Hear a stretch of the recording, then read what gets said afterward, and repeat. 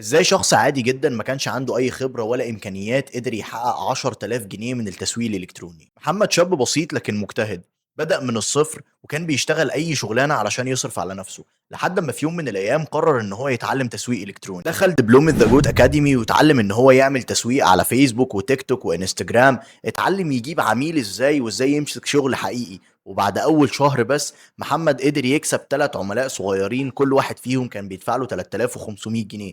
يعني توتال كان بيكسب تقريبًا 10,500 جنيه من بيته وهو قاعد على اللابتوب في أوضة نومه. الموضوع مش حظ ولا صُدفة، لكن محتاج إنك تتعلم صح وتشتغل صح، وتبقى مستعد تجتهد وتحط مجهود بجد علشان توصل للي أنت بتحلم بيه. لو مستعد دلوقتي إن أنت تغيّر حياتك وتاخد أول خطوة في طريق نجاحك، تقدر تسيب لنا كلمة أنا جاهز في الcomment أو تبعت لنا رسالة عشان نبعت لك كل التفاصيل الخاصة بالدبلومة، أو تقدر تخش على الويب سايت وتشوف كل التفاصيل اللي أنت محتاجها. دي الفرصة اللي تقدر تغيّر حياتك، خُد أول خطوة، أنت كمان تقدر تنجح زي ما محمد قدر ينجح.